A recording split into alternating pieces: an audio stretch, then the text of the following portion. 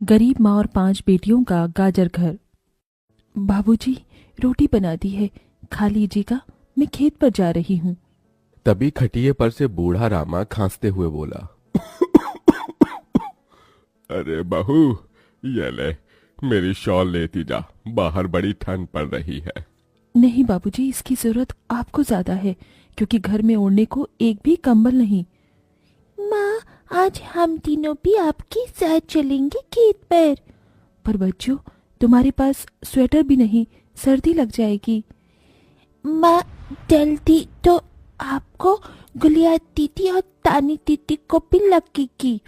अगर हम जब एक साथ मिलकर खेत पर काम करेंगे तो ज्यादा पैसे आएंगे और फिर हम कंबल खरीद लेंगे।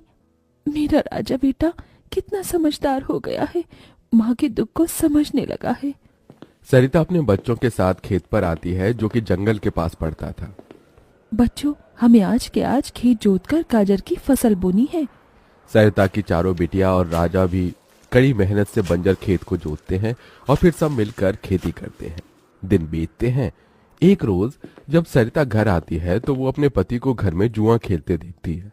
अरे बिरजू, भूख लगी है। ये ले, दारू 2 घूंट मार ले। अरे खाली दारू, इसके साथ कुछ चखना मिल जाता तो मजा आ जाता। अरे देख बिरजू, तेरी लुगाई आ गई। बिरजू को घर में जुआ खेलते देखकर सरिता बौखला कर बोली, अजी, तुमको शर्म नहीं आती? घर में जुआ खेलते और दारूबाजी करते। तो फिर बोली, अरे जानती नहीं, पति परमेश्वर होता है और पत्नी की जगह पति के पैरों में होती है। चल जल्दी से मेरे लिए अंडा ऑमलेट बना और गरम रोटी भी। तुम्हें अब मुफ्त का खिलाने को राशन नहीं मेरे पास। 6 बच्चे हो गए हैं, जानती भी हो इन सब का पेट कितनी मुश्किल से पाल रही हूँ मैं। तुम्हें तो जिम्मेदारी से मतलब ही नहीं। घर में बूढ़ा बीमार पिता है, तुम तो कमाने गए थे ना, फिर क्या हुआ? आते ही पैसे मांगने लगी। पति ने खाया पिया कि नहीं ये तेरा बाप पूछेगा। नशे में तो बिरजू सरिता से अकड़ते हुए अपनी चमड़े की चप्पल निकालकर उसे बहुत पीटता है। ये ले, और लड़ाएगी जुबान।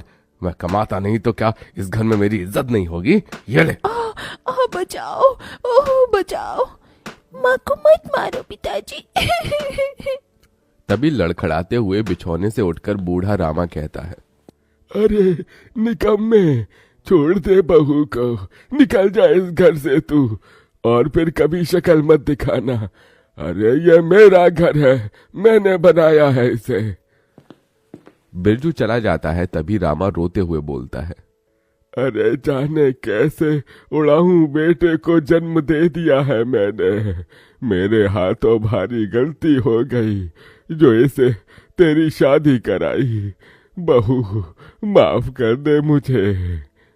पर उस 5 बेटियों की गरीब माँ का दुख इतना ही नहीं था कि एकदम से जोरदार तूफान उठा और झोपड़ी की छत हवा के झोंके से उखड़ कर गिर गई।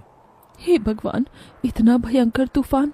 तानी, गुड़िया, अंजू, तुम तीनों सोनी, राजा और मुनिया को लेके बाहर निकलो, मैं दादाजी को लेकर आती हूँ। उठिए बाबूजी। नहीं बहू, तू जा, मेरा समय आ गया है। तुझे उन 5 बच्चियों की सौगंध, तेरे बाद उन्हें देखने वाला कोई नहीं। जा बहू, जा। सरिता के बाहर निकलते ही पूरी झोपड़ी गिर जाती है। सरिता छाती पीट पीट कर रोने लगती है। बाबूजी। अरे कैसा निर्दयी है रे तू ऊपर वाले! क्या मिला आखिर, क्या मिला तुझे मेरा घर उजाड़ कर? तू खुद तो अपने घर में सो रहा है और मेरी 5 बेटियों को बेघर कर दिया। जवाब दे, तू बोलता क्यों नहीं? सरिता को टूट कर रोता देखकर उसकी 5 बेटी भी बिलख बिलख कर रोती है। चुप हो जाओ माँ, रो मत। माँ, मुझे जल्दी ठंड लगती है। हे भगवान, इतनी बर्फ गिर रही है, मुझे इस ठंड से अपने बच्चों को बचाना होगा। सरिता सबका दरवाजा खटखटाती है, मगर कोई भी मुसीबत में उसकी मदद नहीं करता। हार कर वो अपने जंगल वाले गाजर के खेत में आ जाती है और सब रात भर ठंड से कांपते ठिठुरते हुए बीतती है। माँ, बहुत भूख लगी है। हाँ माँ, मुझे भी भूख लगी है। तभी सरिता की सबसे बड़ी बेटी तानी खेत में देखती है जहां लाल लाल गाजर उगे थे। देखो माँ, हमारे खेत में तो गाजर तैयार हो गए हैं। फिर तानी अपने सभी भाई बहनों को गाजर तोड़ कर देती है। ये लो मेरी बहनों, गाजर खा लो। अपनी बेटियों को ठंड में ऐसे देख उस गरीब माँ का मन अपार दुख से भर जाता है। अपनी इस गरीब लाचार माँ को माफ कर देना बच्चों, तुम्हें ये ठंड भोगना पड़ रहा है। तभी एकदम से दिन का माहौल रात सा हो जाता है और तेजी से बर्फ गिरने लगती है। बाप रे बाप, एकदम से इतनी ठंड, ऐसे तो बिना घर के हम बच नहीं पाएंगे। तभी सरिता अपना आंचल उन पर उड़ाती है, मगर बच्चे थरथरा उठते हैं कि एकदम से गुड़िया कहती है, माँ, तानी दीदी, हम अपना घर बना सकते हैं। मगर कैसे बिटिया, हमारे पास पैसे भी तो नहीं। माँ देखो, हमारे खेत में कितने सारे गाजर उगे हैं, हम इसी से अपना घर तैयार करेंगे, पर हम सबको साथ मिलकर मदद करनी होगी। राजा बेटा, जब तक कि हम गाजर घर तैयार नहीं कर लेते, तुझे अपनी छोटी बहनों का ख्याल रखना होगा। रखेगा ना? हाँ माँ, रखूंगा। सरिता आग जलाकर अपने दोनों सबसे छोटे बच्चों को उसके पास बिठा देती है और खुद अपनी चारों बेटियों के साथ उस भयंकर ठंड में गाजर घर बनाने लगती है। अंजू, सोनी, गुड़िया, तुम दोनों मुझे और तानी दीदी को गाजर तोड़ तोड़ कर दो, हम घर बनाते हैं। ठीक है माँ। गरीब माँ बेटियां मिलकर गाजर घर बनाती हैं, मगर घर एकदम से ढह जाता है, जिससे सरिता दुखी हो जाती है। कितनी मेहनत से ये गाजर घर बनाया था हमने, मगर सारी मेहनत बेकार चली गई। तभी चारों बेटियां रोते हुए गाकर अपनी माँ को हिम्मत देती हैं।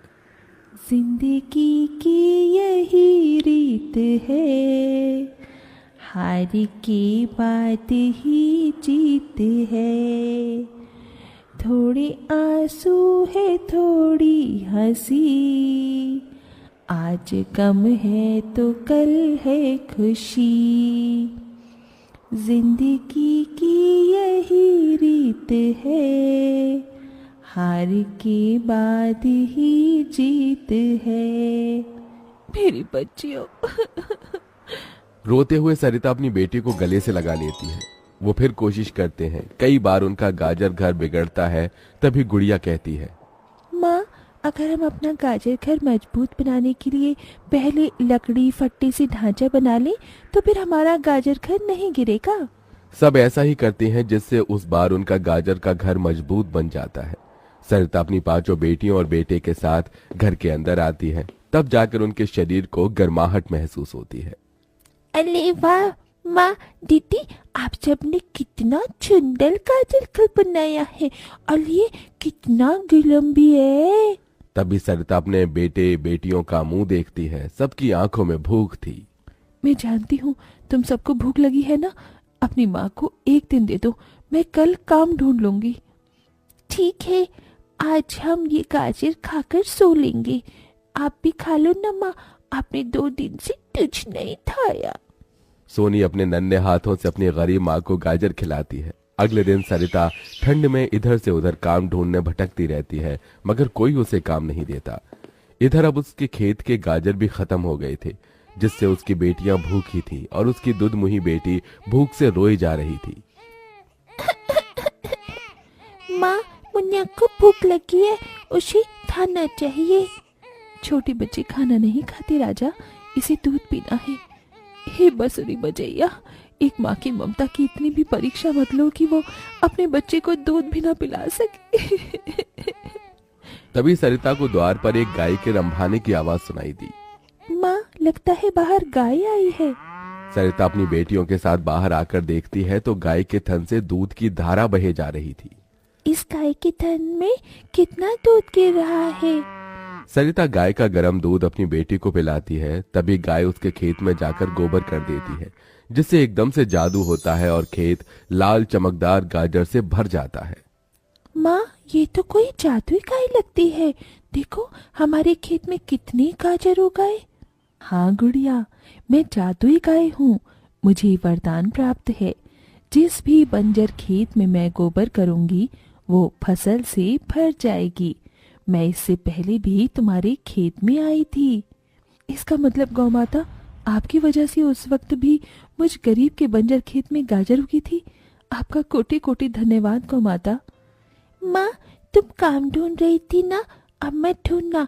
तुम तो कितना अच्छा गाजर का हलवा बनाती हो, और गाय के दूध से खोया, घी, दूध सब बनता है। तुम हलवा बनाकर बेचो। सरिता उस गाय के दूध से घी खोया तैयार कर लेती है और गाजर का हलवा बनाकर बेचने लगती है, जो कि लोगों को खाने में स्वादिष्ट लगता है। उसकी अच्छी कमाई होती है, जिससे उसकी आर्थिक स्थिति ठीक हो जाती है और वो गाय उसके गाजर घर के बाहर बंधी खेत के गाजर और घर दोनों की पहरेदारी दिया करती।